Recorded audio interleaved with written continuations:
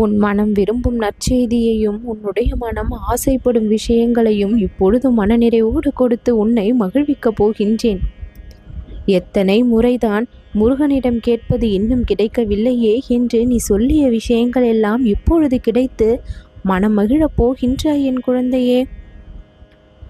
அதிர்ஷ்ட வாய்ப்பை உனக்கு அவ்வப்பொழுது கொடுத்து உன் வாழ்க்கையை நான் மாற்றித்தரப் போகின்றேன்.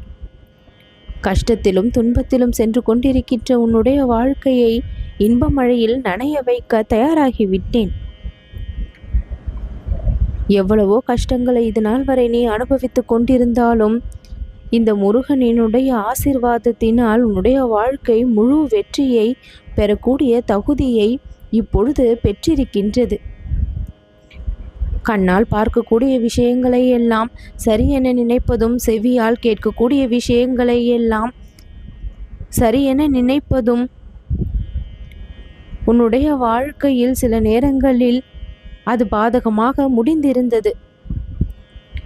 எதை நாம் நம்ப வேண்டும், எதை நாம் நம்பக்கூடாது என்ற ஒரு குழப்பத்திலேயே உன்னுடைய வாழ்க்கை பாதி நாட்களில் சென்றிருந்தது. இப்பொழுது அந்த குழப்பம் எல்லாம் இல்லாமல் உன் கண்முன் தோன்றக்கூடிய விஷயங்களை உனக்கான விஷயங்களாகவும், உன் செவி வந்து சேரக்கூடிய விஷயங்களை உனக்கான விஷயங்களாகவும் மாற்றி கொடுக்க வந்திருக்கின்றேன். தேவையில்லாத பலவற்றை உன் வாழ்க்கையிலிருந்து விலக்கி வைத்து தேவையான விஷயங்களை உன் வாழ்க்கையில் அனுமதித்து எல்லா நலனையும் நீ விரைந்து பெற வழியை செய்து விட்டேன். எத்தனை நாட்கள் நானும் காத்திருப்பது? வாழ்க்கையே முடிந்து போகின்ற அளவிற்கு சோதனைகளை சந்தித்து விட்டேனே. இனியாவது என்னுடைய வாழ்க்கை நலனை பெறுமா? மனம் சந்தோஷப்படுமா? குடும்பமானது நிம்மதியை காணுமா?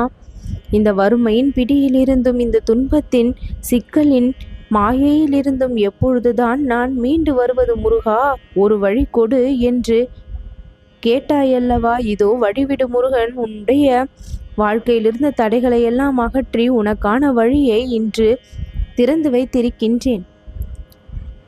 வெற்றி பாதையில் இனி நீ நடப்பதற்கு எந்த ஒரு தடையும் இல்லாமல், உன்னுடைய விருப்பங்கள் நிறைவேறப் போவதற்கு எந்த ஒரு இடையூறும் இல்லாமல் நீ தொட்ட காரியங்கள் எல்லாம் வெற்றியை பெறப்போகின்றது. சிறப்பான மகிழ்வான வாழ்க்கையை வாழ்ந்தே ஆக வேண்டும் என்று எவ்வளவோ முயற்சிகளை எடுக்கின்றாய். அத்தனை முயற்சியிலும் நேர்மையும் இருக்கின்றது, உண்மையும் இருக்கின்றது. உண்மையும் நேர்மையும் உன்னுடைய வாழ்க்கையில் ஒரு அங்கமாக இருந்த பொழுதிலும் இன்னும் ஏன் உன்னுடைய மனம் நிம்மதியை பெறவில்லை என்ற மிக பெரிய கேள்வியும் சந்தேகமும் உன்னுடைய மனதிற்குள் இருக்கின்றது அல்லவா? அத்தனை சந்தேகத்தையும் கேள்வியையும் விட்டுவிடு. இந்த முருகனை மனமாற நினைத்து செயல்களில் ஈடுபடு. நீ துணிந்து செய்யும் எதுவானாலும் இனி என்னுடைய துணையால் வெற்றி பக்கம்தான் அதனுடைய நிலைமை இருக்கும். தோல்விகளை சந்திக்கும் பொழுது இறைவன் உன்னுடன் இல்லையோ என்று நினைத்து விடாதே. தோல்வியில்தான் உனக்கான அனுபவங்களை இறைவன் கொடுக்கின்றான் என்று நம்பி அப்பொழுது உன் மனதை திடமாக மாற்ற கற்றுக்கொள். சோதனையில் மீண்டு வரக்கூடிய தெளிவையும் தன்னம்பிக்கையையும் இறைவன் உனக்கு கொடுக்கின்றான் என்று சந்தோஷமாக இரு.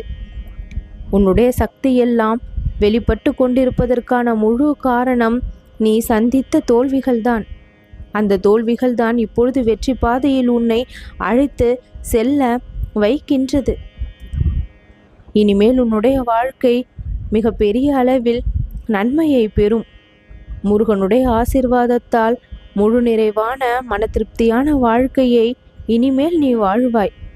எல்லா நேரமும் நல்ல நேரமாக உன் வாழ்வில் மாறும். நல்லது நடக்கும்.